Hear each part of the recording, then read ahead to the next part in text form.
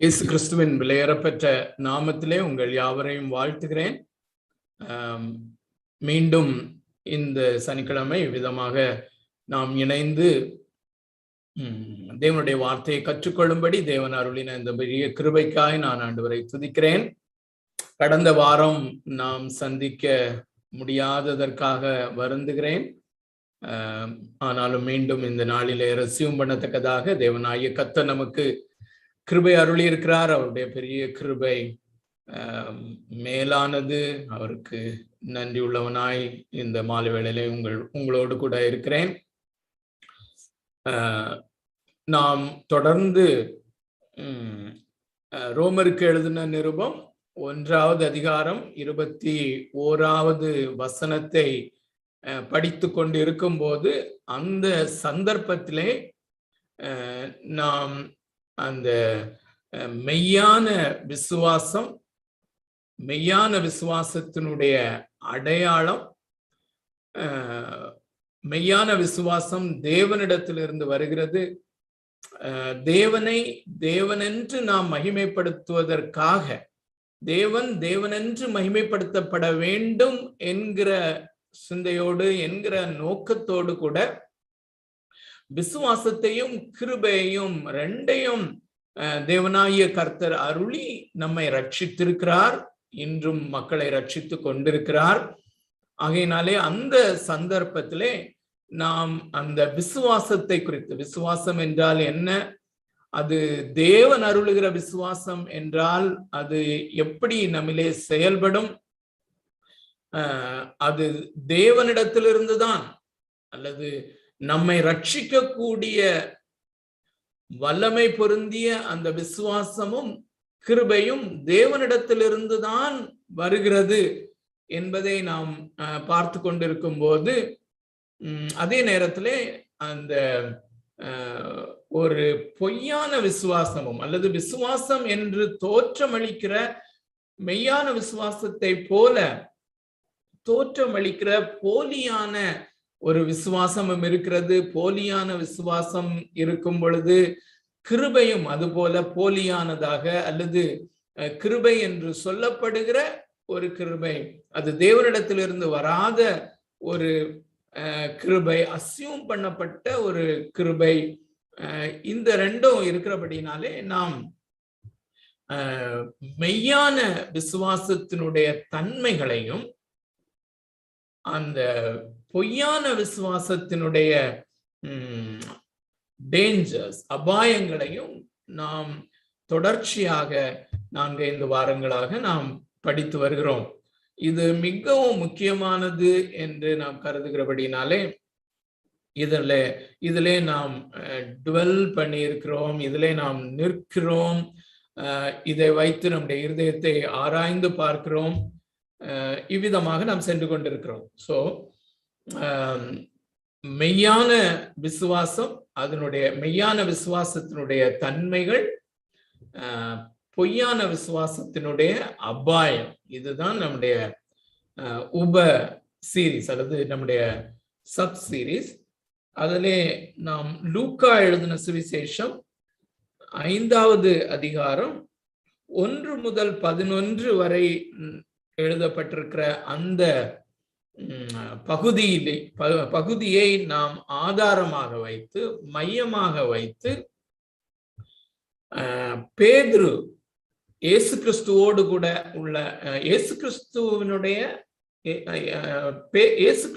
பேதுருவோடு கொண்ட அந்த உறவு அல்லது அந்த என்கவுண்டர், இயேசு கிறிஸ்துவோடு கூட பேதுருவுக்கு உண்டான அந்த என்கவுண்டர் அல்லது அந்த சம்பவத்தை நாம் ஆதாரமாக வைத்து பேதுருவினுடைய இருதயத்திலே அந்த மெய்யான விசுவாசம் எப்படி அது அவேக்கன் பண்ணப்பட்டது, உயிர்ப்பிக்கப்பட்டது, அந்த மெய்யான விசுவாசத்தினுடைய தன்மைகள் என்ன என்று இதை வைத்து நாம் பார்த்து கொண்டிருக்கிறோம். ஸோ அதுல இருந்து இன்று நம்ம ஆரம்பிக்கலாம்.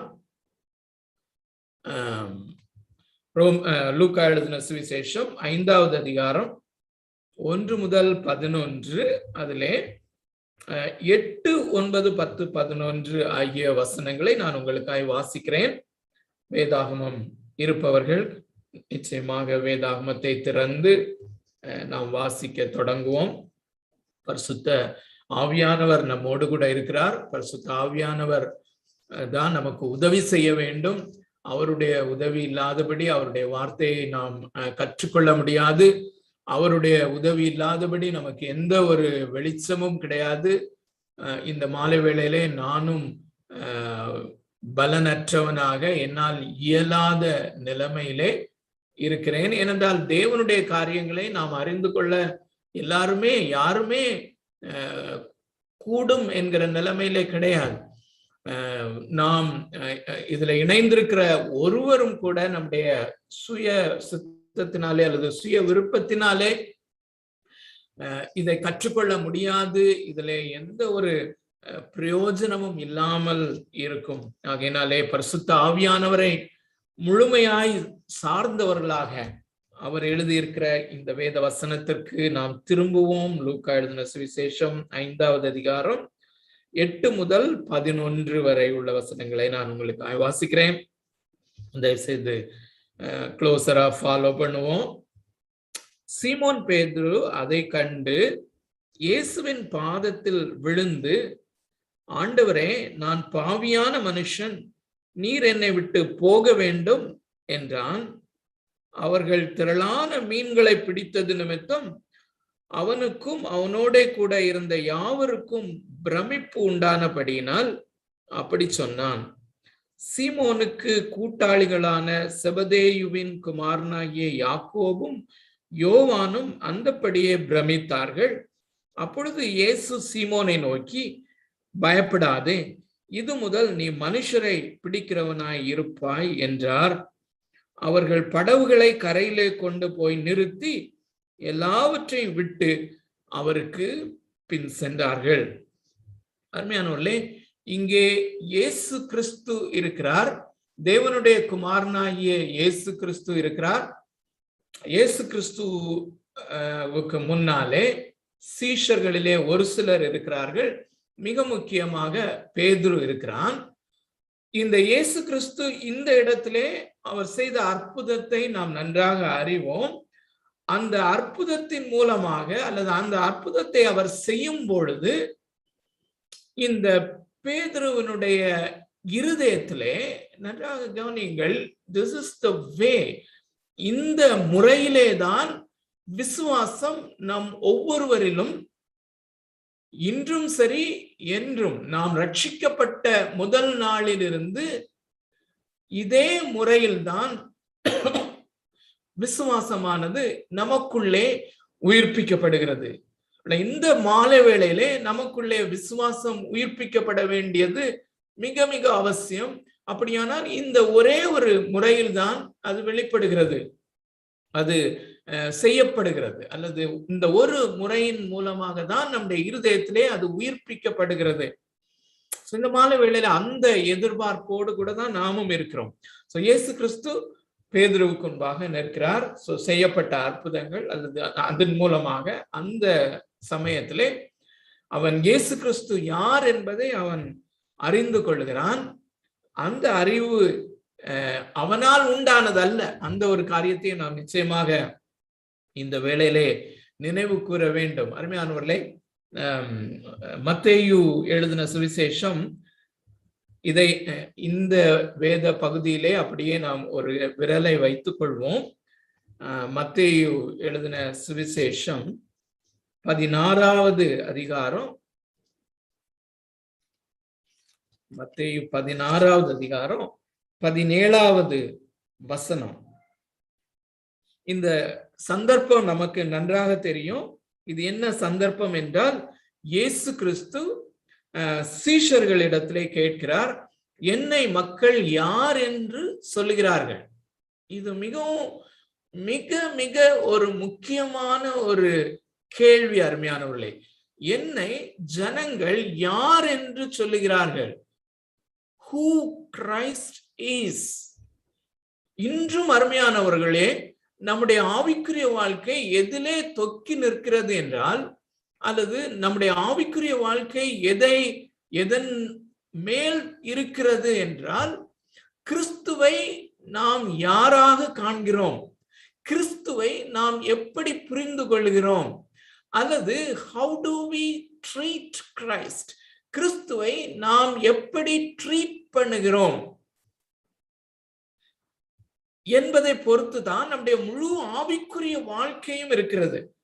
நான் நினைக்கிறேன் ஒரு சில வாரங்களுக்கு முன்பதாக நான் மென்ஷன் பண்ணேன், இந்த நாட்களிலும் அகில உலகத்திலேயும் சில கள்ள போதகர்களை நாம பார்க்கும் பொழுது அவர்களுடைய ஆவிக்குரிய வாழ்க்கையை அல்லது அவர்களுடைய காரியங்களை நாம் நிதானித்து ஆராய்ந்து பார்க்கும் பொழுது அல்டிமேட்டாக அல்லது இறுதியாக அவர்களிலே காணப்படுகிற பிரச்சனை என்னவென்றால், அந்த கிறிஸ்துவை புரிந்து கொள்ளுகிறதிலே, அதை இறையியலிலே கிரைஸ்டாலஜி என்று சொல்வார்கள். தியாலஜி என்றால் பொதுவாக தேவனை குறித்து நாம் புரிந்து கொள்வது, தேவனை படித்தல், அவர்கள் கிறிஸ்துவை குறித்து படித்தல்.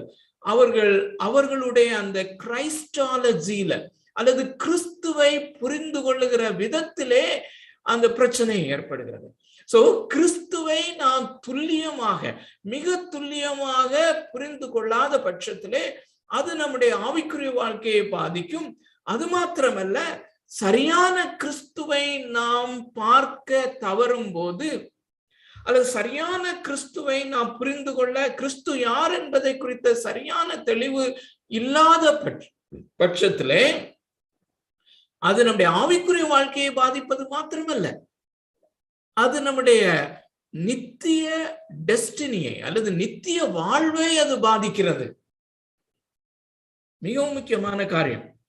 சோ மத்தேயு எழுதின சுவிசேஷம் 16வது அதிகாரத்துல நாம் பார்க்கிற இந்த பகுதி, இந்த 17வது வசனத்தை எந்த கான்டெக்ட்ல நம்ம படிக்கிறோம் என்றால், என்னை யார் என்று ஜனங்கள் சொல்லுகிறார்கள் என்று சொல்லும் போது சிலர் ஒவ்வொருத்தரும் ஒவ்வொரு மாதிரி சொல்லுகிறார்கள். சிலர் எலியா என்று சொல்லுகிறார்கள், சிலர் இவ்விதமாக சொல்லுகிறார்கள். ஆனால் தீர்க்கதரிசிகளிலே ஒருவர் அப்படின்னு சொல்றாங்க. அப்படின்னு சொல்லும் போது பேதுரு என்ன சொல்லுகிறான் என்றால், நீர் ஜீவனுள்ள தேவனுடைய குமாரனாகிய கிறிஸ்து. 16வது வசனத்திலே அதை வாசிக்கிறோம். மத்தேயு எழுதின சுவிசேஷம் 16வது அதிகாரம் 16வது வசனம். சீமோன் பேதுரு பிரதியுத்தரமாக, நீர் ஜீவனுள்ள தேவனுடைய குமாரனாகிய கிறிஸ்து என்று சொல்லுகிறான். சோ அருமையானவர்களே, அதே வெளிப்பாடுதான் இந்த லூக்கா எழுதின சுவிசேஷம் 5வது அதிகாரத்திலே அவனுக்கு கிடைக்கிறது. குரோனாலாஜிக்கலா அது எந்த ஆர்டர்ல வருதுன்னு சொல்லி நமக்கு தெரியாது. ஆனாலும் கூட இந்த ஜீவனுள்ள தேவனுடைய குமாரனாகிய கிறிஸ்து என்று இங்கே அவன் அறிக்கை இடுகிறான் அல்லவா, அங்கே அதை அவன் பார்க்கிறான் என்றால் அவனுடைய அந்த சரீர பிரகாரமான கண்களினாலே அவன் அதை பார்க்கவில்லை. நீர் ஜீவனுள்ள தேவனுடைய குமாரனாகிய கிறிஸ்து என்று அவனுடைய அகக்கண்களினாலே, ஆவிக்குரிய கண்களினாலே அல்லது உள்ளான மனுஷனுடைய கண்களினாலே அல்லது மனக்கண்களினாலே அவன் காண்கிறான். இந்த மாலை வேளையிலே இயேசு கிறிஸ்து பரிசுத்த ஆவியானவர் நம்முடைய இருதயத்திலும் இதே காரியத்தை செய்வாரானால் நலமா இருக்கும். அந்த எதிர்பார்ப்போடு தான் நம்ம இருக்கிறோம். சோ இவன் இந்த வெளிப்பாட்டை அவன் சொல்லும் போது கிறிஸ்துவை குறித்து இந்த 16வது வசனத்திலே நீர் ஜீவனுள்ள தேவனுடைய குமாரனாகிய கிறிஸ்து என்று சொன்ன உடனே 17வது வசனத்திலே இயேசு கிறிஸ்து பொதுவாக அவனை பாராட்டுகிறார் அல்லது பாராட்டினார் என்று நாம சொல்லுவோம். அது உண்மைதான், சரிதான். ஆனா நாம நினைக்கிறபடியான பாராட்டு அல்ல. சபாஷ், நீ நல்ல காரியத்தை அச்சீவ் பண்ணிட்ட, அந்த ஒரு டோன்ல இயேசு கிறிஸ்து அவனை பாராட்டவில்லை. நன்றாக கவனியுங்கள், நன்றாக வாசிக்கிறேன். 17வது வசனம். இயேசு அவனை நோக்கி, யோனாவின் குமாரனாகிய சீமோனே, நீ பாக்கியவான். Blessed are you, blessed are you. நீ பாக்கியவான், மாம்சமும் இரத்தமும் இதை உனக்கு வெளிப்படுத்தவில்லை, பரலோகத்தில் இருக்கிற என் பிதா இதை உனக்கு வெளிப்படுத்தினார். அருமையானவர்களே, இது நாம அப்படியே போற போக்குல வாசித்துட்டு போகக்கூடிய ஒரு ஸ்டேட்மெண்ட் அல்ல. இயேசு இங்கே சொல்லுகிற காரியம், பேதுருவே, நீ சொன்னாய் அல்லவா, நீ அறிக்கையிட்டாய் அல்லவா, நீர் கிறிஸ்து, ஜீவனுள்ள தேவனுடைய குமாரனாகிய கிறிஸ்து என்று நீ அறிக்கையிட்டாயே, நீ அந்த அறிக்கையிடுவதற்கு காரணமாயிருந்த அறிவு, உன்னுடைய புரிந்து கொள்ளுதல், இது உன்னால் உண்டான காரியம் அல்ல என்று இயேசு சொல்கிறார். மாம்சமும் ரத்தமும் இதை உனக்கு வெளிப்படுத்தவில்லை என்றால், இது மாம்சமும் ரத்தமும் எந்த ஒரு மனுஷனையும் குறிக்கும். ரெண்டு மனுஷரை இது குறிக்கலாம். ஒன்று, நீயாக இதை புரிந்து கொள்ளவில்லை. It is not your achievement Peter. இது பேதுருவுக்கு பாராட்டு அல்ல. ஒரு விதத்திலே அது பாராட்டு என்று சொன்னாலும் கூட, இது உன்னால் உண்டானது அல்ல. இரண்டாவது, இது வேறு, அந்த மாம்சத்தையும் இரத்தத்தையும் உடைய இன்னொரு மனுஷனாலும் உண்டானதல்ல.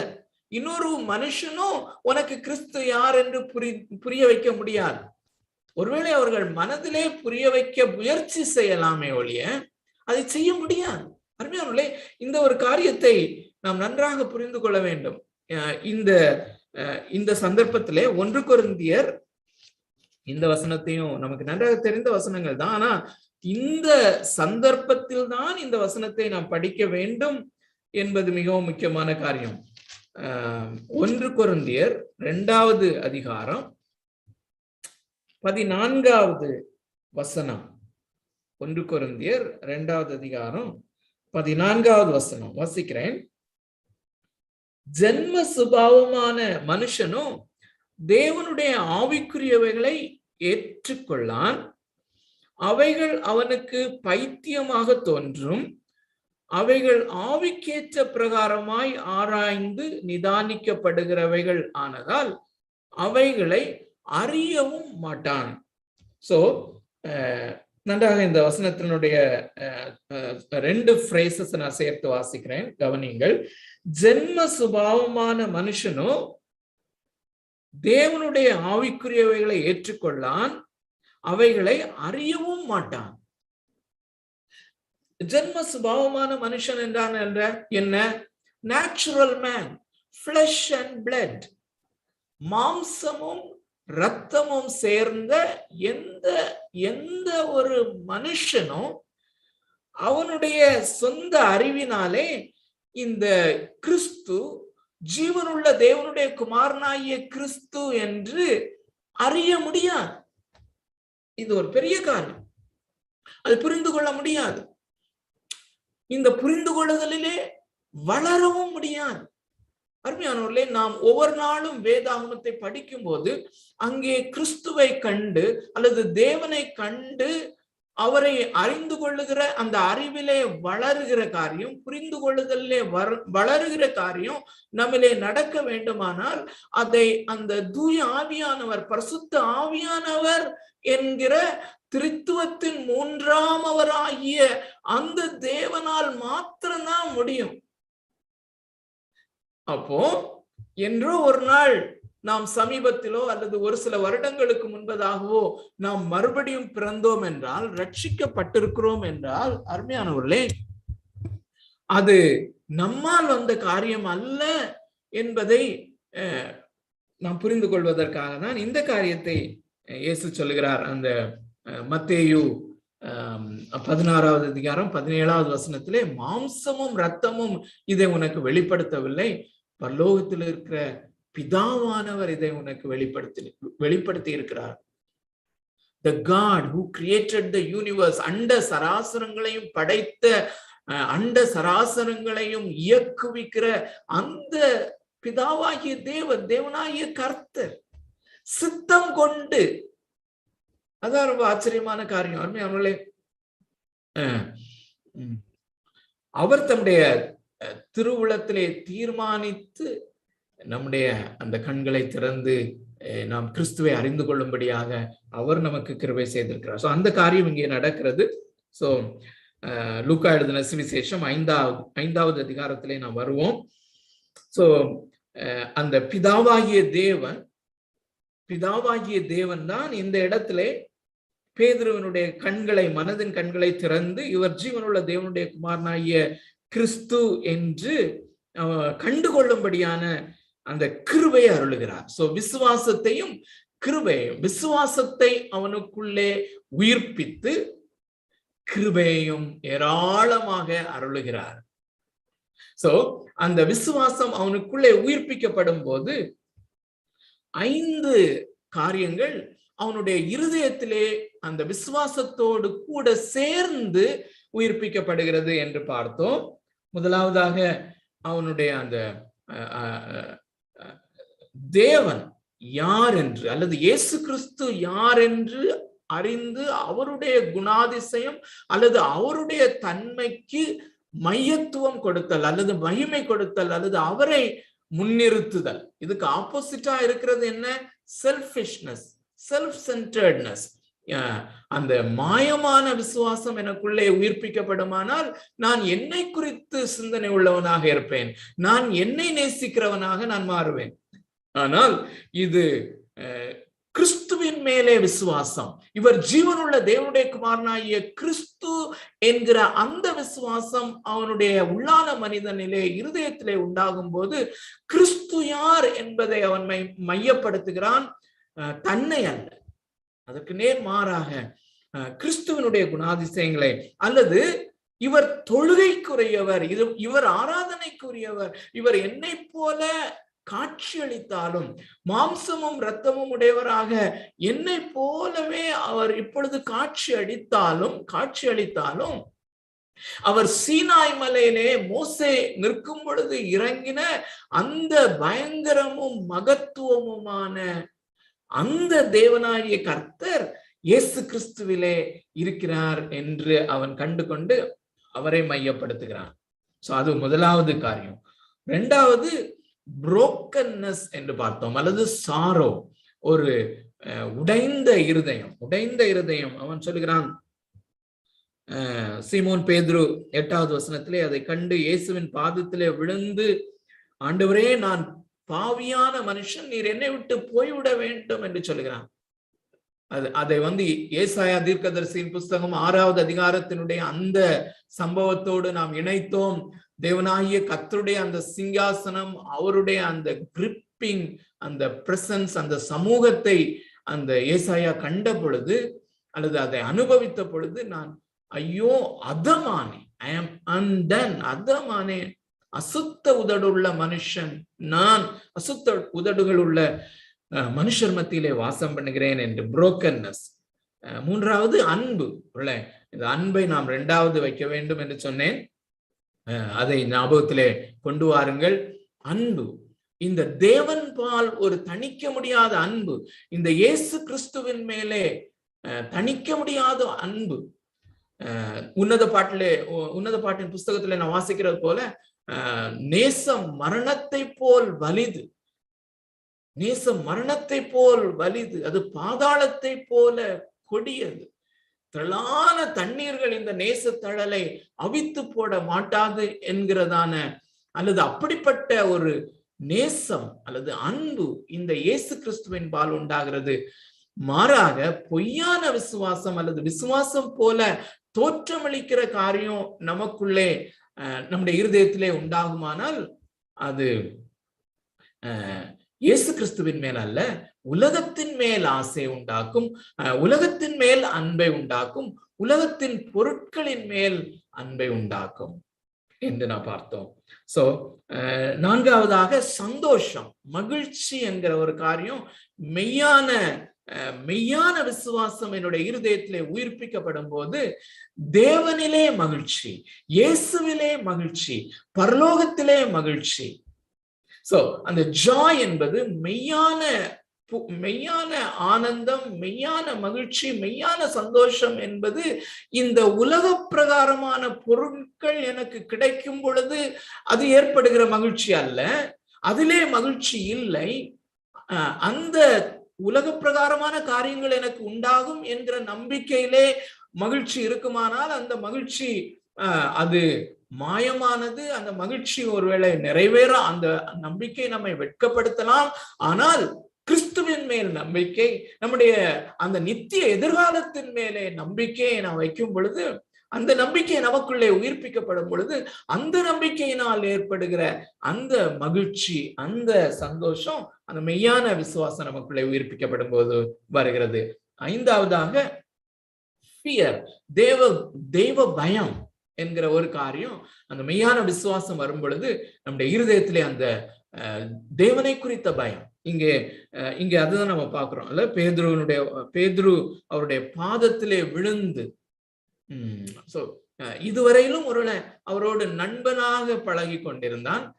இதற்கு பிறகும் அப்படி இருக்குது. ஆனால் இந்த பர்டிகுலர் மொமெண்ட்ல அவன் தாழ விழுந்து வணங்குகிறதை பார்க்கிறோம். தேவனுக்கு பயப்படுகிற பயம் அவனுக்குள்ள இருக்கிறதை நம்ம பார்க்கிறோம். இதுக்கு ஆப்போசிட்டா அந்த காரியம் அல்லது இதை நாம் கற்றுக்கொள்ளும் பொழுது, அந்த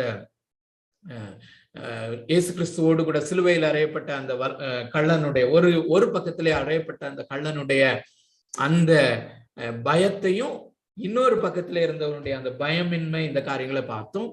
கடந்த வாரத்திலே டிசைர் பார்த்தோம். கடந்த வாரம் அல்ல, அதற்கு முந்தின வாரத்திலே இந்த மெய்யான விசுவாசம் எனக்குள்ளே என்னுடைய இருதயத்திலே உயிர்ப்பிக்கப்படும் பொழுது தேவன் பால் எனக்கு ஆசை, டிசைர் எனக்குள்ளே உயிர்ப்பிக்கப்படும் என்று பார்த்தோம். ஆனா பொய்யான விசுவாசம் நமக்குள்ளே உயிர்ப்பிக்கப்படும் பொழுது, அல்லது அந்த பொய்யான விசுவாசம் போல தோற்றம் அளிக்கிற அந்த மாயையான அந்த விசுவாசம் இருக்குமானால், உலகத்தின் மேல் ஆசை, அதற்கு அந்த உலகத்தின் மேல் ஆசை, உலக பொருட்களின் மேல் ஆசை, பணத்தின் மேல் ஆசை, மிக குறிப்பாக பண ஆசை எப்படி எல்லா விதமான ஆசைகளுக்கும் வேறாக இருக்கிறது. இந்த பண ஆசை எல்லா தீமைக்கும் வேர் என்கிற காரியத்தை நாம பார்த்தோம். பணம் தான் அதுல முக்கியம். அந்த ஆசை என்கிற காரியம் ஒரு இயக்குவிக்கும் சக்தி என்று நாம பார்த்தோம். அருமையானவர்களே, இந்த நாம பார்த்த இந்த 5 காரியங்களுமே இயக்குவிக்கும் சக்தி தான்.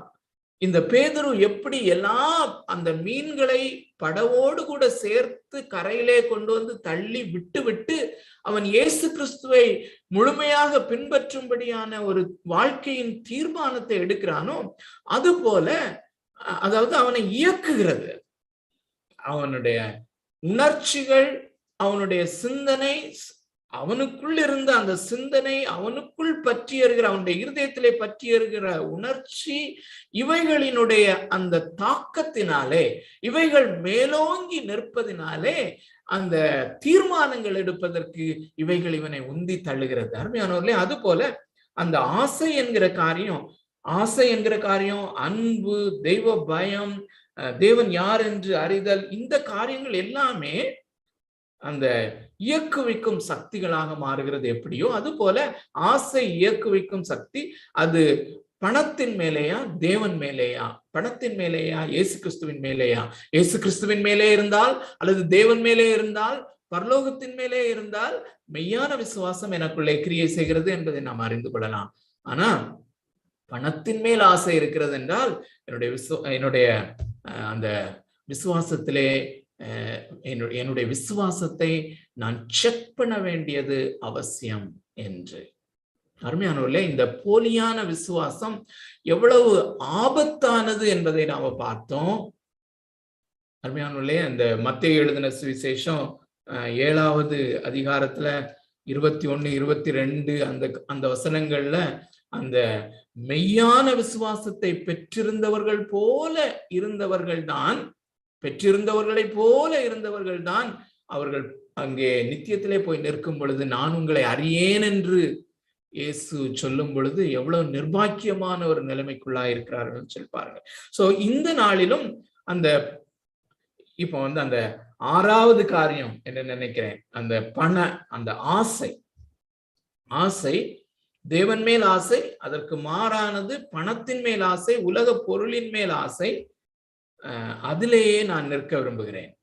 சோ அந்த ஆசை என்கிற அந்த எலிமெண்ட், அந்த ஒரு காரியத்தை இந்த நாளிலும் ரிப்பீட் பண்ண விரும்புகிறேன். இது மிக முக்கியமானது என்று நான் கருதினபடினாலே இந்த காரியத்திலே நிற்க விரும்புகிறேன். அருமையானவர்களே, ஒரு வசனத்தை வாசிக்கலாம். சங்கீதம் 119வது சங்கீதம்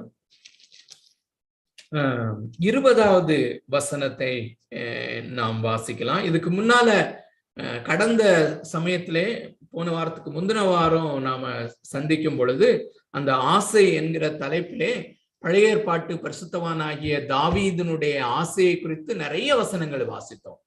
வறண்டதும் விடாய்த்ததும் தண்ணீரற்றதுமான நிலத்திலே தேவனே என் ஆத்மா உன்மேல் தாகமா இருக்கிறது என்று வனாந்திரத்திலிருந்து பாடுகிற அந்த பாட்டு, அந்த ஜெபத்தை நம்ம வாசித்தோம். சங்கீதம் 63:1, சங்கீதம் 42:1-2 படிச்சோம். மானானது நீரோடைகளை வாஞ்சித்து கதறுவது போல தேவனே என் ஆத்மா உம்மேல் தாகமா இருக்கிறது என்று, வாஞ்சையும் தவனமுமா இருக்கிறது என்று சொல்லுகிறார். தேவனே, நான் எப்பொழுது உமது சந்நிதியில் வந்து நிற்பேன், எப்பொழுது நான் உமது சந்நிதியில் வந்து நிற்பேன். அருமையானவர்களே, இந்த மாலை வேளையிலும் அந்த ஆசை நமக்குள்ளே கிளர்ச்சி செய்யப்படுகிறதா, அந்த ஆசை மங்கி போய்விட்டதா என்பதை ஆராய்ந்து பார்ப்போம். தேவனே, உம்முடைய ஆலய பிரகாரங்களின் மேல் என்னுடைய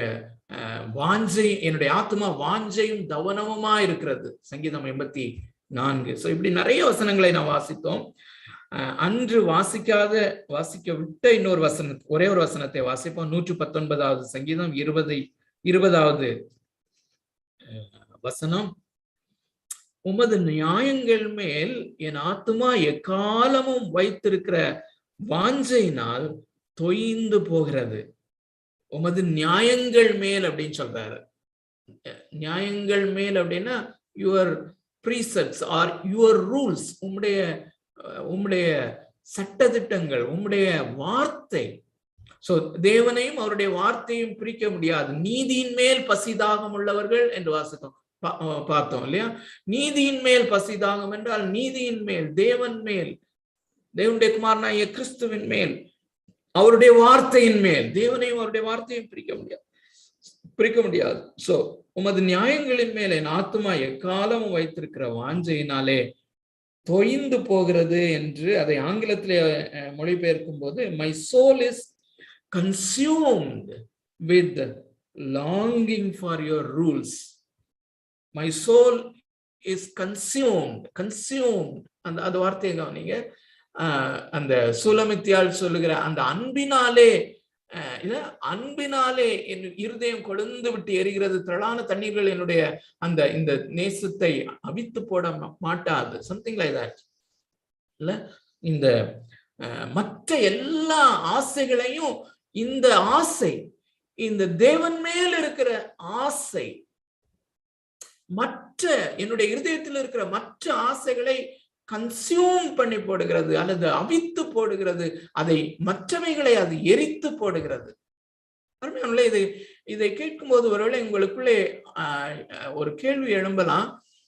ஆசை அப்படின்னா அப்போ ஒன்றுமே உலகத்தின் மேல ஆசையே இருக்கக்கூடாதா அப்படின்னு சொல்லி.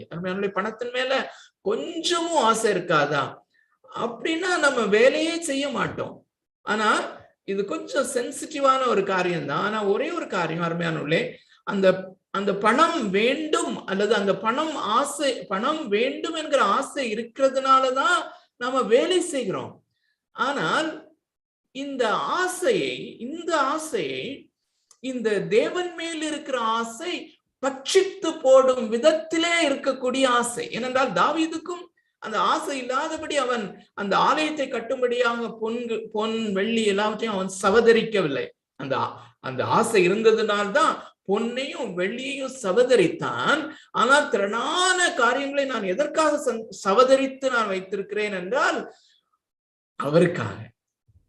சோ திரளான செல்வத்துல களி கூறுவதுன்னா என்னதுன்னு எனக்கு தெரியுது. அது என்ன, அது போல நான் உண்மையிலே நான் களி கூறுகிறேன். சோ அப்போஸ்தலனாகிய பவுல் புதிய ஏற்பாட்டில் எழுதும் போது, நாம் குறைச்சல் உள்ளவர்களுக்கு கொடுக்கத்தக்கதாக வேலை செய்ய கடவன் அப்படின்னு சொல்லி அவர் சொல்லுகிறார். சோ நாம பணத்தை எனக்கென்று சம்பாதிப்பதற்காக அல்ல, பணத்தை தேவையுள்ளவர்களுக்கு கொடுக்க வேண்டும் என்கிற ஆசையினாலே, அல்லது தேவன் மகிமைப்பட வேண்டும், இயேசு கிறிஸ்து மகிமைப்பட வேண்டும் என்கிற அந்த ஆசையினாலே நான் இதை செய்கிறேன் என்கிற அந்த ஆட்டிடியூட் மிக முக்கியமானது. சோ அப்போ அந்த ஆட்டிடியூட்ல நான் பணத்தை சம்பாதிக்கும் போது இந்த தேவன் மேல் இருக்கிற ஆசை, the desire for the person God, தேவன் என்கிற நபர், அவருடைய சமூகம், அவருடைய சமூகத்திற்கான வாஞ்சை, அவருடைய சமூகத்தை வாஞ்சிக்கும் வாஞ்சை என்னுடைய பண ஆசையை பட்சித்து போடுகிறது. என்னுடைய குடும்பத்தில மற்றவர்களோடு கூட நேரம் செலவழிக்க வேண்டும் என்று கொண்டிருக்கிற அந்த ஆசையையும் அது பட்சித்து போடுகிறது என்கிற அந்த வார்த்தை ஒருவேளை ஒரு புரியாத மாதிரி இருக்கலாம். அல்லது இந்த ஆசை மேலோங்கி நிற்கிறது, அதற்கு சப்சர்வியண்டாக, அதற்கு உள்ளே இந்த ஆசை இருக்கிறது. அல்லது சிம்பிளா சொன்னா, இந்த ஆசையும் அந்த தேவன் மேல் வைத்திருக்கிற ஆசையும் இந்த பணத்தின் மேல வைத்திருக்கிற ஆசை அல்லது பணம் என்கிற காரியத்தின் மேல இருக்கிறதும் மலைக்கும் மடுவுக்கும் உள்ள வித்தியாசம். அது இதை மூடி போடுகிறது. கொஞ்சம் பிராக்டிக்கலா இந்த காரியங்களை நம்ம சிந்திக்கும் பொழுது இதிலே நாம் அதிக தெளிவை பெற்றுக் கொள்கிறோம். ஆனா அருமையானவர்களே, பரிசுத்த ஆவியானவர் தான் நமக்கு இதிலே சென்சிட்டிவ்னஸையும் ஞானத்தையும் நமக்கு கொடுக்கணும். ஆனா இதை அனுபவிக்கிற தேவனுடைய பிள்ளைகள் கண்டிப்பாக அறிந்து கொள்ள முடியும். இந்த காரியத்தை நான் பண ஆசையிலே தான் செய்தேனா, இல்லாட்டி தேவன் மேல உள்ள ஆசையில நான் செய்தேனா அப்படிங்கிறத நம்ம எளிதா கண்டுபிடிக்க முடியும். அருமையானவர்களே, இந்த மாலை வேளையிலே இந்த பொய்யான விசுவாசம் எவ்வளவு ஆபத்தானது, இந்த பொய்யான விசுவாசம் பண ஆசை உள்ளதாக இருக்கிறது, மெய்யான விசுவாசம் தேவன் மேல் ஆசையை கிளப்புகிறது, ஆசையை அதிகமாக்குகிறது என்கிற இந்த காரியத்தை நாம் தெளிவாக கற்றுக்கொள்ளும்படியாக ஒரு கிளாசிக்கலான எக்ஸாம்பிளை உங்களுக்கு முன்பதாக வைக்க விரும்புகிறேன். இதை நான் வைக்கும் பொழுது மிகுந்த நடுக்கத்தோடும் பயத்தோடும், அருமையானவர்களே, கடந்த 2 வாரமாக அவ்வப்பொழுது என்னுடைய சிந்தனையை அதிகமாக டாமினேட் பண்ணி இருந்த காரியம் இந்த காரியம்தான். நான் என்னை நானே ஆராய்ந்து பார்த்தேன். அநேக வேளையிலே தேவனுடைய சமூகத்திலே விழுந்து கிடந்து என்னுடைய விசுவாசம் அநேக ஏரியாஸ்ல அநேக வேளையிலே பொய்யானதாக இருக்குமோ, அருமையானவர்களே, என்னுடைய மனதை திறந்து உங்களிடத்திலே நான் வைக்கிறேன். கடந்த வாரத்துக்கு முந்தின வாரம் இந்த பண ஆசையை குறித்து நாம பைபிள் ஸ்டடியில பார்த்ததுக்கு பிறகு ஒரு நாள் எங்களுடைய வீட்டுல வெளியே ஸ்ட்ரீட் வழியா நான் போய்கொண்டிருக்கும் பொழுது சாலையில 2 பக்கத்திலையும் பலவிதமான பில்டிங்ஸை நான் பார்த்து கொண்டே போகும்போது எனக்குள்ள ஒரு எண்ணம் வந்தது. அந்த கும்பகோணத்துல நம்ம இருக்கும்போது அந்த பிரைம் ப்ராப்பர்ட்டியா ஒரு சின்ன ஹவுஸ்க்காக வாங்கின பிளாட் இருந்துச்சு. அந்த பிளாட்டை மாத்திரம் கொடுக்காம இருந்திருந்தா இப்போ எனக்குள்ள ஒரு எண்ணம், அல்லது சாத்தான் தான் கொண்டு வந்திருக்கணும், நிச்சயமா சாத்தான் தான்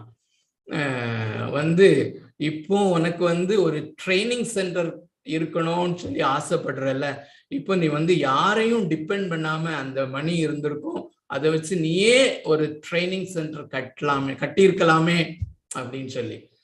பட் இனம் கண்டு கொண்டேன். அருமையானவர்களே, பண ஆசை, அருமையானவர்களே, இந்த தேவனுடைய ராஜ்ய கட்டுமான பணிக்கு பணம் தேவையில்லை. அருமையானவர்களே, அந்த இயேசு கிறிஸ்துவனுடைய வாழ்க்கையை நாம பார்க்கும்போது, சரி, இயேசு கிறிஸ்துவனுடைய காரியத்தை நம்ம கொஞ்சம் வித்தியாசமாக இருந்தா கூட, அப்போஸ்தலனாகிய பவுல் இந்த நாட்களிலேயும் அநேகர் எழுதியிருக்கிறார்கள், அநேக அறிஞர்கள் எழுதியிருக்கிறார்கள். இந்த அப்போஸ்தலனாகிய பவுல் என்கிற ஒரு மனிதன் மாத்திரம் சரித்திரத்திலே எழுப்பப்படாவிட்டால் இந்த கிறிஸ்தவம் இவ்வளவு வளர்ந்திருக்காது என்று சொல்லி, திருச்சபைகள் இவ்வளவு ஸ்ட்ராட்டஜிக்கா நிலைநாட்டப்பட்டிருக்காது என்று. உண்மைதான். சோ அப்படிப்பட்ட ஒரு ஸ்ட்ராட்டஜிக்கான, ஒரு டைனாமிக்கான ஒரு திருச்சபை நிறுவனர் அல்லது சர்ச் பிளான்டர். எந்த ஒரு சபை கட்டிடத்தையும் அவர் கட்டவில்லை, கட்டுவதற்காக பணம் சேகரிக்கவும் இல்லை. பணத்துக்கு அவர் எவ்வளவு இம்பார்ட்டன்ஸ் கொடுத்திருக்கிறார் என்பதை நாம் இடத்துல காண்கிறோம். இது எல்லாத்தையும் நம்ம பார்க்கும் பொழுது தேவனுடைய ராஜ்யம் கட்டப்பட வேண்டுமானால் it is not by human wealth at all. இதற்குள்ள நாம் போக விரும்பல, அது இன்னொரு ஸ்டடியா மாறிடும். அருமையான நூலை.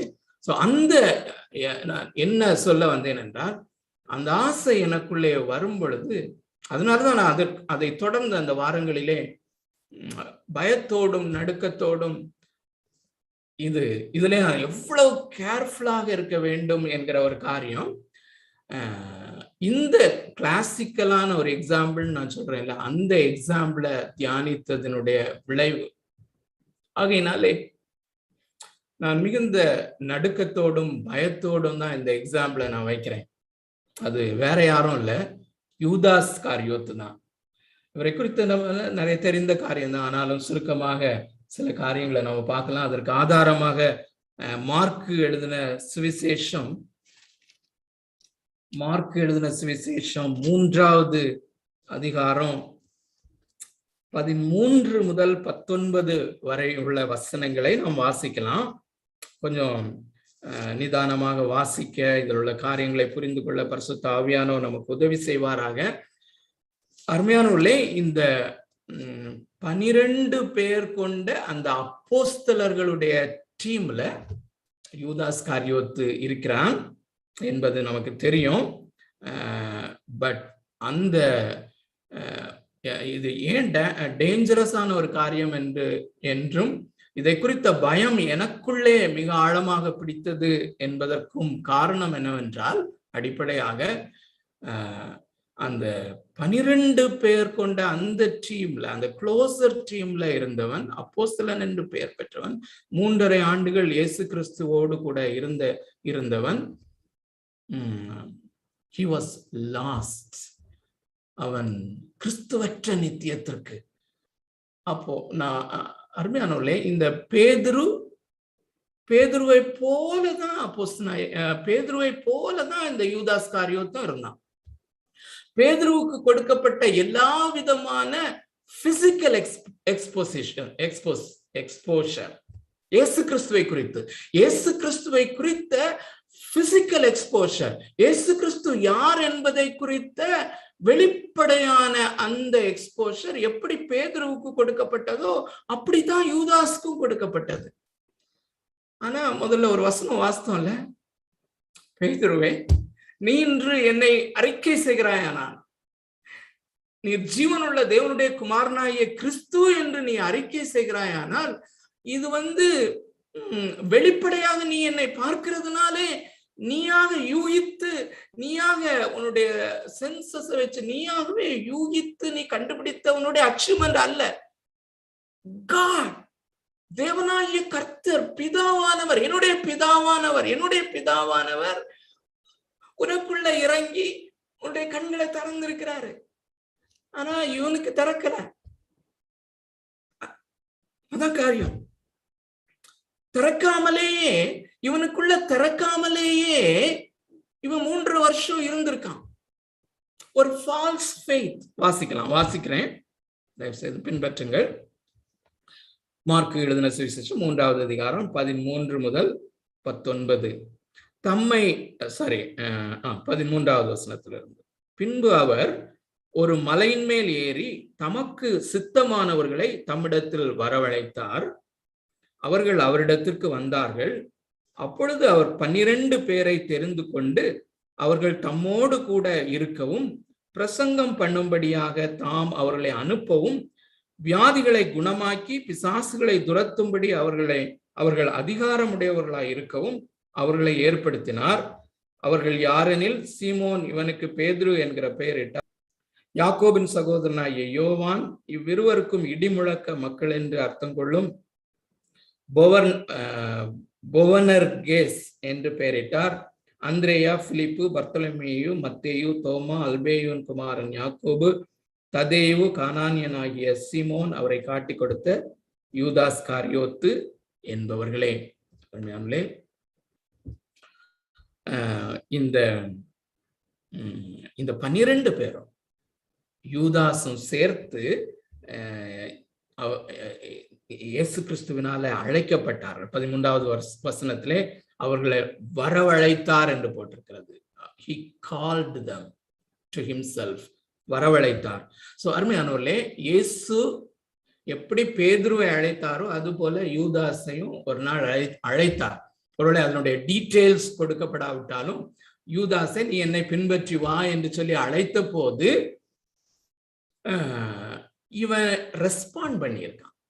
Think of that response. So அந்த ரெஸ்பான்ஸ் தான் நம்ம விசுவாசம் அப்படின்னு சொல்றோம். சோ அந்த ரெஸ்பான்ஸ், அந்த மாறுத்தரம் கொடுத்தல், வாழ்க்கையிலே தீர்மானத்தை எடுத்து பின்பற்றி வர அந்த காரியத்தை, அந்த தீர்மானம் எடுத்தல் என்பது ஒவ்வொருவருக்கும் ஒவ்வொரு விதமாக இருக்கலாம். அதாவது அவர்கள் இந்த இயேசு கிறிஸ்துவை புரிந்து கொள்ளுகிற காரியம், இயேசு கிறிஸ்துவின் மேலுள்ள அந்த அன்பு, இயேசு கிறிஸ்துவை குறித்த அந்த ஜாய், அந்த பயம், அந்த 5 காரியங்கள் 6 காரியங்கள் நம்ம பார்க்கிறோம் இல்லையா?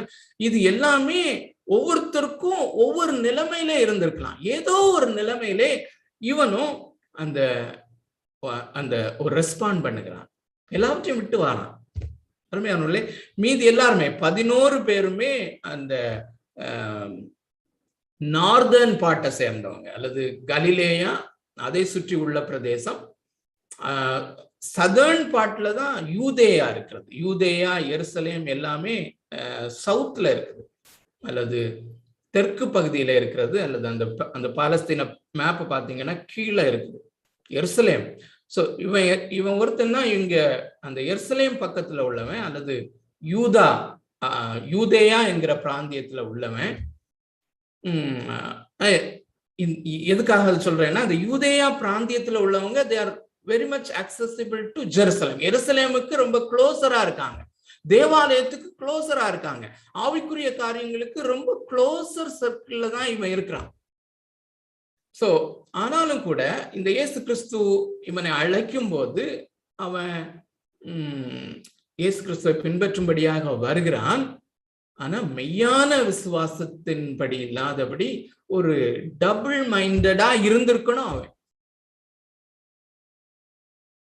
நிச்சயமாக அவன் டபுள் மைண்டட், அல்லது 2 விதமான எண்ணங்கள் அவனுக்குள்ளே இருந்தது என்பது தெளிவாகிறது. ஆனால் அவன் சின்சியரா தான் வரான். அருமையானவர்களே, அதுதான் நம்ம பார்க்க வேண்டிய காரியம். எப்படி மற்ற அப்போஸ்தலர்கள், மற்ற சீஷர்கள் எல்லாவற்றையும் விட்டு இயேசுவை பின்பற்றும்படியாக வந்தாங்களோ, அது போலதான் இவன் தன்னுடைய சொந்த வீடு, சொந்த காரியங்கள் எல்லாவற்றையும் விட்டு இயேசு கிறிஸ்துவை பின்பற்றும்படியாக அவன் வருகிறான். சோ அது ஒண்ணு. 2வது, இயேசு கிறிஸ்து அவனை சூஸ் பண்ணி அவரோடு கூட இருக்கும்படியாக, சோ இயேசு கிறிஸ்துவோடு கூட இருக்கும்படியாக அவரால் தெரிந்து கொள்ளப்பட்டவன். சோ அவரோடு கூட இருக்கும்படியாக, அவருடைய அவர் செய்த அற்புதங்களை எல்லாம் காணும்படியாக.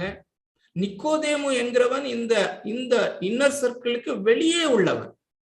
இத்தனைக்கும் அவருடைய ரிபல் குரூப்ஸ்ல உள்ள ஒருவன், பரிசேயன். அவனே இயேசு கிறிஸ்துடைய போதகங்களையும் இயேசு கிறிஸ்து செய்த அற்புதங்களையும் கண்டு அட்ராக்ட் ஆகி இயேசு கிறிஸ்துவை சந்திக்க வருகிறான். சோ அப்படிப்பட்ட காரியங்களை இவன் நேரடியாக பார்க்கிறான். 5 அப்பங்களையும் 2 மீன்களையும் 5000 பேருக்கு அவர் பிட்டு கொடுத்த பொழுது இவனும் சர்வ் பண்ணான், இவனும் அந்த அற்புதத்தை கண்டான்.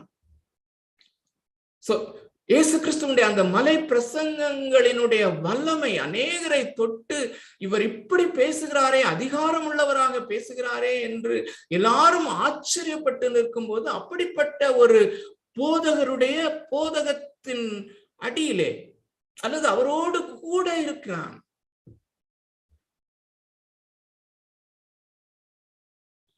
அது மாத்திரமல்ல, he was sent. அருமையானவர்களே, அந்த 14வது வசனத்துல வாசிக்கிறோம்ல, பிசாசுகளை துரத்தும்படியாகவும் வியாதி உள்ளவர்களை சொஸ்தமாக்கும்படியாகவும் மற்ற அப்போஸ்தலர்களை அனுப்பும் போது இவனையும் சேர்த்து அனுப்புகிறார்.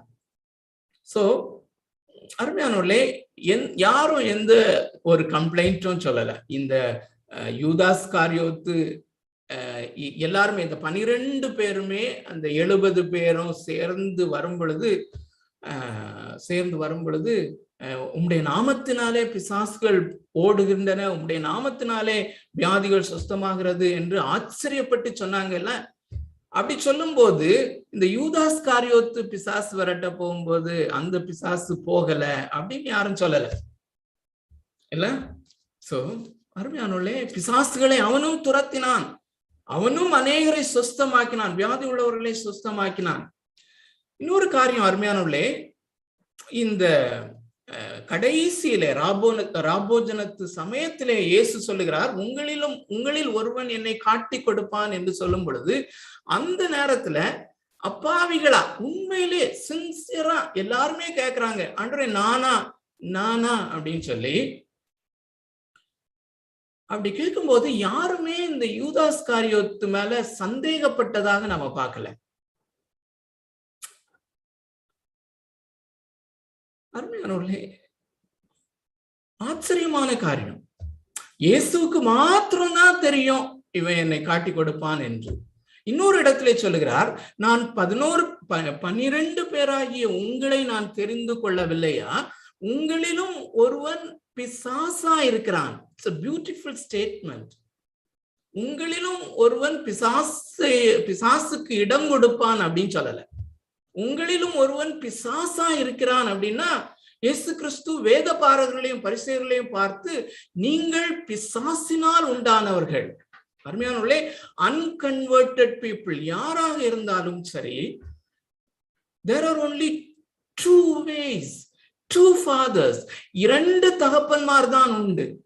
ரட்சிக்கப்படாத ஒருவன் இருப்பானால் அவனுக்கு தகப்பன் பிசாசு, பிசாசுக்கு பிறந்தவன் பிசாசாகத்தான் இருக்கிறான்.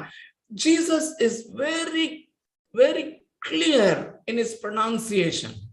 So அப்படி சொல்லும் போதுமே அவங்க சந்தேகப்படல, அல்லது அது அவங்க பெருசா எடுத்துக்கல. நம்மள ஒருத்தன் பிசாசா இருப்பானா, யூதாஸ் காரியோத்து அவன் கொஞ்சம் நினைக்கவே இல்லை. அது மாத்திரம் இல்ல அருமையானவர்களே, he was given a responsibility. என்ன, அவன் treasurer. he was the treasurer. ஆச்சரியமா இருக்குது இல்ல. இன்னொரு சீஷன் இருந்தான், நத்தானியல், நாத்தானுவேல். அவனைதான் பர்த்தலோமேயு சொல்லி போட்டான். சோ அவனை குறித்து இயேசு கிறிஸ்து முதல் முறையாக சந்திக்கும் போதே, இதோ கபடற்ற உத்தம இஸ்ரவேலன், உத்தமன், இன்டெகிரிட்டி, மேன் ஆஃப் இன்டெகிரிட்டி. நம்ம டீம்ல ட்ரெஷரரா வைக்கணும்னா அப்படி இன்டெகிரிட்டி உள்ளவங்களை வைப்போம்ல. இயேசு கிறிஸ்துக்கு தெரியும் இவன் யார் என்று, ஆனாலும் கூட அவனை தான் ட்ரெஷரர் ஆக்கினாருங்கிறது புரிந்து கொள்ள முடியாது ஒரு காரியம் அருமையானவர்களே.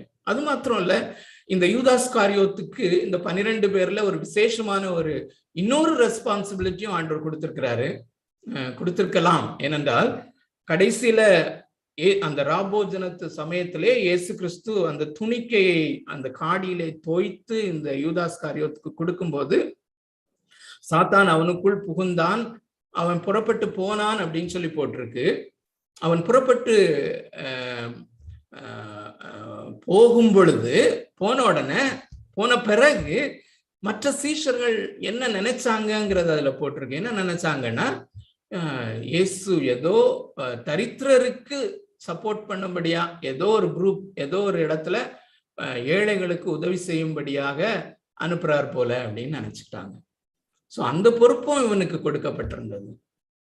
பாருங்க, சர்ச்ல அல்லது ஒரு ஆவிக்குரிய ஒரு ஊழியத்தினுடைய டீம்ல ஒரு ட்ரெஷரரா இருக்கிறான், அல்லது இந்த டீம் இயேசு கிறிஸ்துவோடு கூட செய்கிற அந்த டீம், இயேசு கிறிஸ்துவோடு கூட சேர்ந்து இணைந்து செல்கிற அந்த டீமுடைய ட்ரெஷரர்.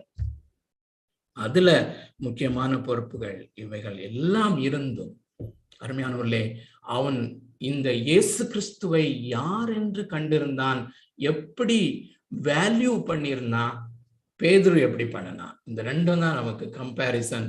அதோடு கூட இன்னொரு நபரையும் கம்பேர் பண்ணும்படியா ஒரு சம்பவத்தை கூட நம்ம பார்த்து முடிக்கலாம். யோவான் எழுதின சுவிசேஷம் 12வது அதிகாரம், யோவான் எழுதின சுவிசேஷம் 12வது அதிகாரம் 1வது வசனத்திலிருந்து 7வது வசனம் வரையிலும் நாம் வாசிக்கலாம்.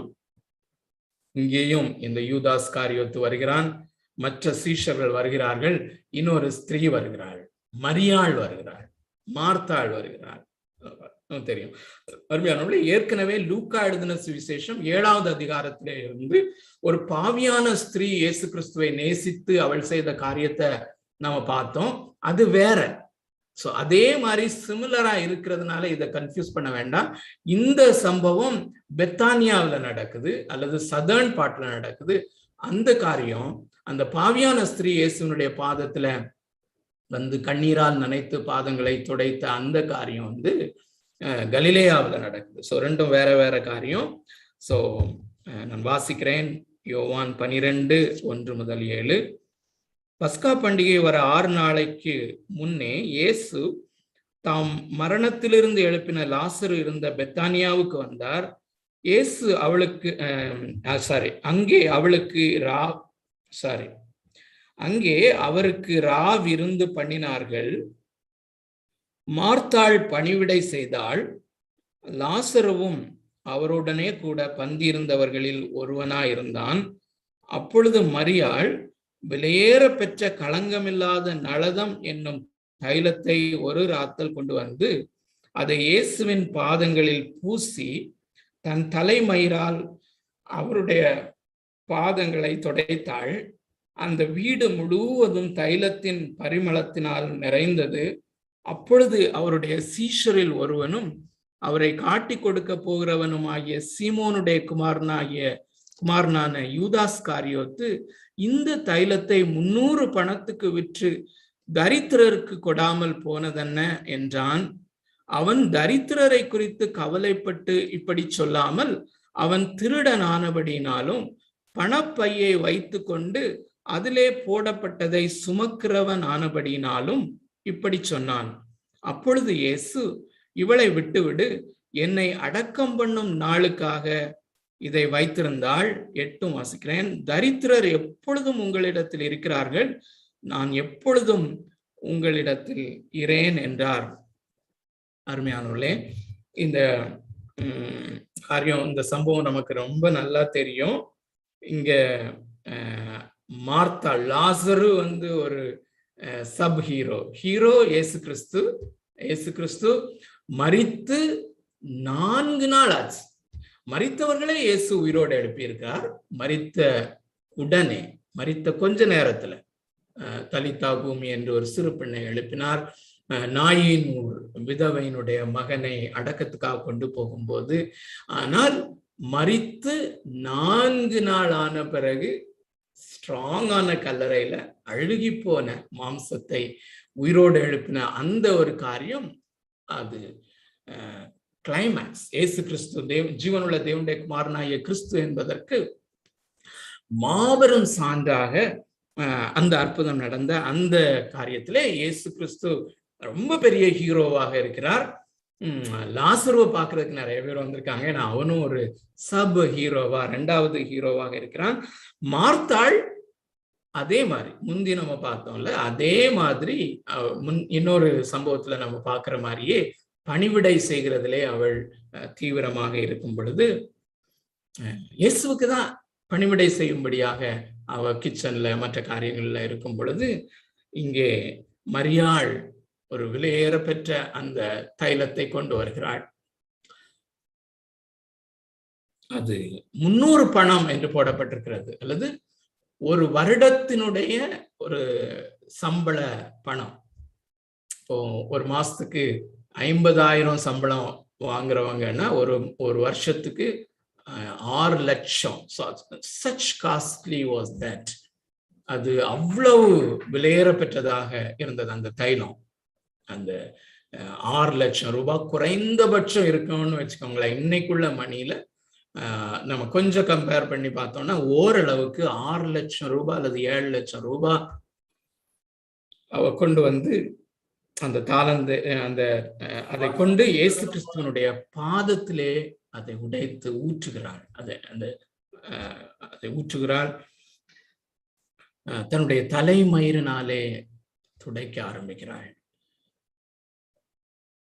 சோ அருமையானவர்களே, இந்த பெண்களுக்கு கூந்தல் என்பது ரொம்ப அவங்க மெயின்டைன் பண்ற ஒரு பார்ட்ஸ்ல அந்த தலைமுடி ரொம்ப விலையேற பெற்றது, ஒரு மகிமையான காரியம் இல்ல.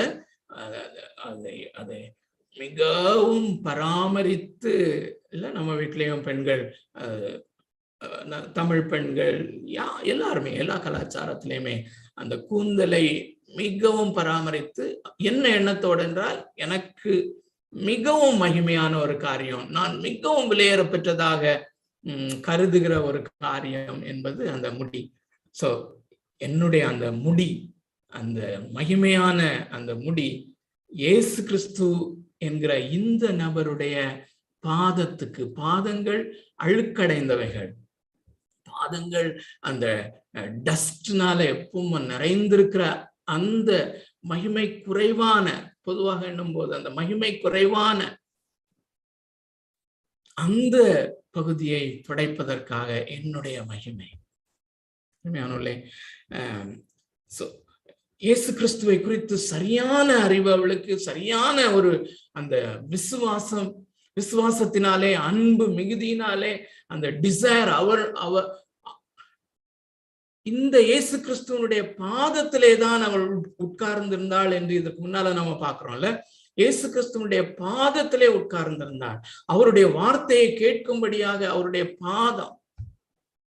பாதம் ஒன்றே வேணும் என்று சொல்லி பாடுகிறோம் அல்லவா? அருமையானவர்களே, இவள் அந்த விலையேற பெற்ற அந்த தைலத்தை எடுத்து அவருடைய பாதத்திலே ஊற்றும் பொழுது உண்மையாகவே அவளுக்கு இயேசு கிறிஸ்து மரிக்க போகிறார் என்பதை மிகவும் தெளிவாக அவள் அறிந்திருந்தாள். அங்கே அந்த கான்வர்சேஷனை நன்றாக கவனித்தீங்கன்னா, மற்ற சீஷர்கள் யாருக்குமே அந்த அறிவு இல்லை. சோ இயேசு கிறிஸ்து தன்னுடைய மரணத்தை குறித்து சொல்லும் பொழுது பேதுரு சொல்லுகிறான், இது உமக்கு நேரிடக்கூடாது என்று கடிந்து கொண்டு சொல்லுகிறான். சோ இது நடக்கக்கூடாது. அதை குறித்த அந்த சிக்னிபிகன்ஸ் என்னன்னே தெரியல. பேதுரு இவ்வளவு பெரிய வெளிப்பாட்டை பெற்றவனுக்கு கூட அது தெரியல. ஆனால் இந்த மரியாளுக்கு அந்த ஒரு வெளிப்பாடு கூடுதலாக கிடைத்திருக்கிறது. அதான் சோ கூடுதலான விசுவாசம், கூடுதலான அன்பு, அது பேதுருவை காட்டிலும் என்று சொல்லலாம். கூடுதலான அன்பு பொங்கி அந்த சூலமித்தியால் சொல்கிறது போன்ற அன்பு அவளுடைய இருதயத்தை கன்சியூம் பண்ணுகிறபடினா, அந்த ஆசை அவளை கன்சியூம் பண்ணுகிறபடினாலே அவள் அந்த தைலத்தை வைத்து, உண்மையிலே அது என்னெல்லாமோ செஞ்சிருக்கலாம், அவள் அதை கொண்டு வந்து ஊற்றும் பொழுது இந்த பாதத்துலதான் நான் உட்கார்ந்து கற்றுக்கொண்டிருந்தேன். அவருடைய சமூகத்தில் பரிபூர்ண ஆனந்தமும் அவருடைய வலது பாரசத்தில் நித்திய பேரின்பமும் உண்டு என்பதை அவள் தத்ரூபமாய் இந்த பாதத்தின் கீழ் உட்கார்ந்து கற்றுக்கொண்டு அனுபவித்திருக்கிறார். சோ நான் இத்தனை நாளும் இன்பமாய் அனுபவித்த இந்த பாதங்கள் இனிமே இருக்காது. லிட்டரலா சரீர பிரகாரமாக இருக்காது என்பதை அவர் அறிந்து, இந்த ஆப்பர்ச்சுனிட்டியை நான் மிஸ் பண்ணேன்னா I will be missing in this earth. அந்த மாதிரி ஒரு எண்ணம் அவளுக்கு. அதுதான் இயேசு சொல்றாரு, அப்படி அதுதான் இவள் செய்தாள் என்று சொல்லி. So how she valued Jesus Christ, and அவருடைய பாதத்தை எப்படி அவ வேல்யூ பண்ணினா அப்படின்னு சொல்லி.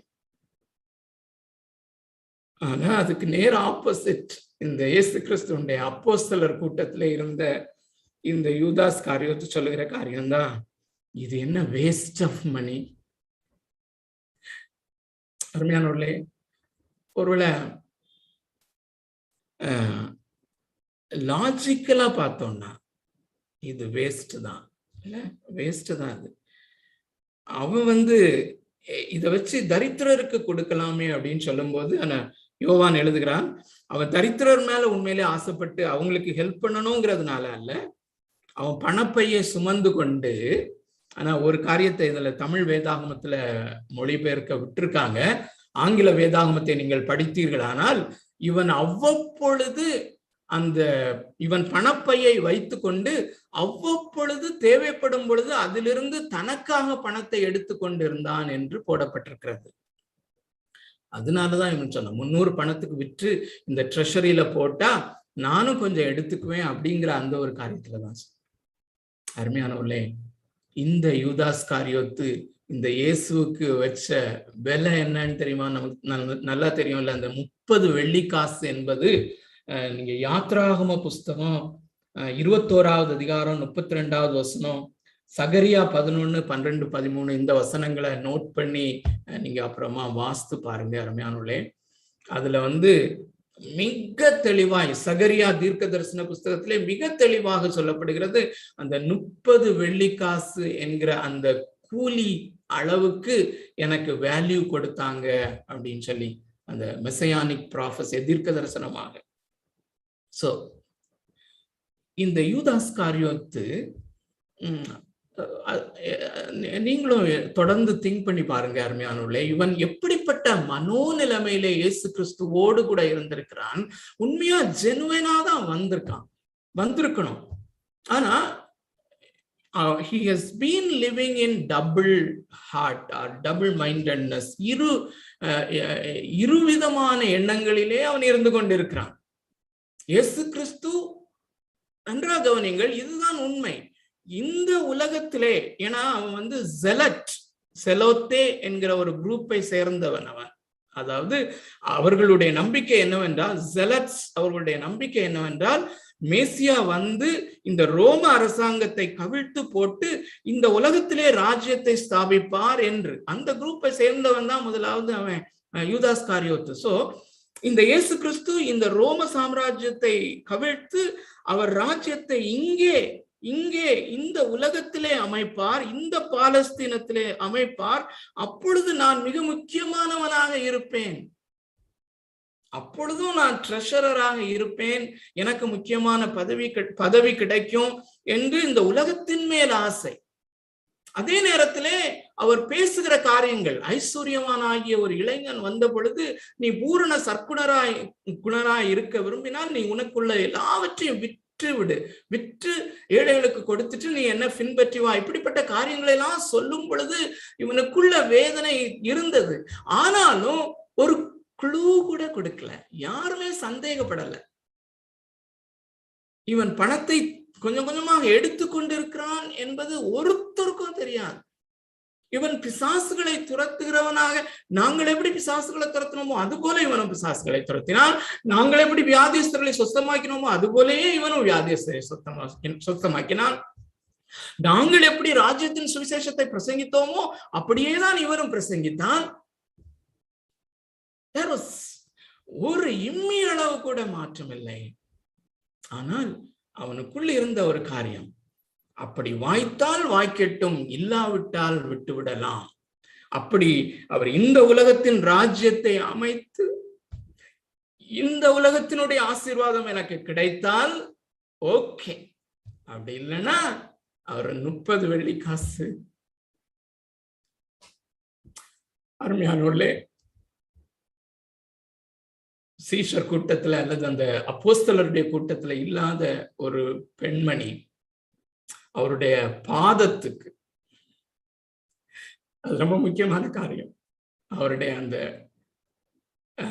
தூசி படிந்த பாதத்திற்கு 300 தினாரி அல்லது 300 பணம் அல்லது 7 அல்லது 8 லட்சம் ரூபாய் வேஸ்ட் இல்லை. It was an expression of her supreme love, desire for. அந்த பாதம் ஒன்றே வேண்டும் என்று ஆசையோடு இருந்தாலே அந்த பாதத்தை இனிமே பார்க்க முடியாது. அப்போ அருமையானவர்களே, சிலுவைக்கு முன்னால அவ செஞ்ச காரியம்தான் இது. ஆனா சிலுவைக்கு பின்பு வாழ்கிற நாம், தம்பி ஜாஷுவா ஒரு பாட்டு கிளிப்பிங்ஸ் அனுப்பியிருந்தாங்க. அந்த சகோதரியினுடைய பாடல், ஒவ்வொரு காயங்களாக முத்தம் செய்வேன். அந்த ஒரு ஆசைதான் அந்த மரியாளுக்கு இருந்தது. ஆனா சிலுவைக்கு பிறகுனா அவ இதையும் கற்பனை பண்ணி பாடியிருப்பாவளும். இந்த 300 பணம் விற்க அந்த விலையேற பெற்ற அந்த தைலத்தை அவருடைய பாதத்திலே நான் ஊற்றுகிறேன். இந்த பாதம் தான் என்னுடைய பாவங்களுக்காக அந்த ரஸ்ட் பிடிச்சு அந்த ஆணி அதுல அடிக்கப்படும்.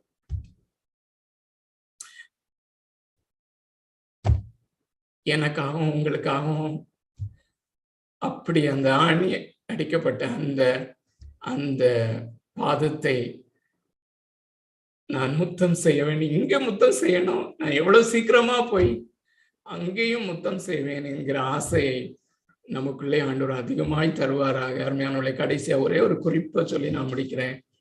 இந்த யூதாஸ் காரியவத்து மனம் திரும்பினான்னு போட்டிருக்குல்ல, அந்த ரெஃபரன்ஸையும் எடுத்து வாசிக்கணும்னு யோசித்தேன்.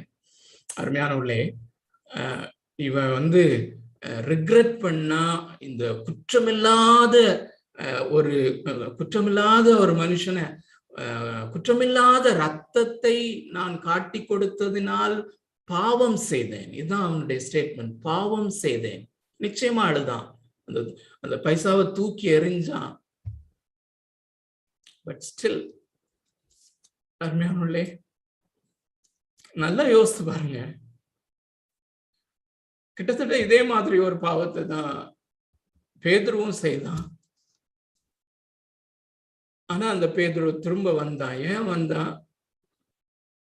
அந்த பேதுருவுக்காக அவர் விண்ணப்பம் பண்ணினபடினாலே. ஆனா இவனுக்கு அந்த நான் பாவி என்று சொன்ன பொழுதும் மனம் திரும்புதல் இவனுக்கு அருளப்படவில்லை. மிக முக்கியமான காரியம். It was not granted to him. காரணம் என்ன? அவன் மறுபடியும் பிறந்து, அல்லது அந்த முதல்லே அவனுடைய அந்த விசுவாசம் மெய்யான தேவன் அருளின விசுவாசம் அல்ல, போலியான விசுவாசத்தையே சார்ந்து, ஆனால் மெய்யென்று நம்பி வாழ்ந்தான். அவனுக்குள் இருந்தது, இருதயத்திலே உண்மையாயிருந்த ஆசை என்ன என்பது வெளிப்படுத்தப்பட்டு கடைசியில இந்த யோவான் 12வது அதிகாரத்தினுடைய இந்த இன்சிடென்ட்ல உச்சகட்டத்திலே வெளிப்படுத்தப்படுகிறது. எவிடென்டா தெரிய ஆரம்பிக்கிறது. மனமாறுதலை காணாமல் போனான்.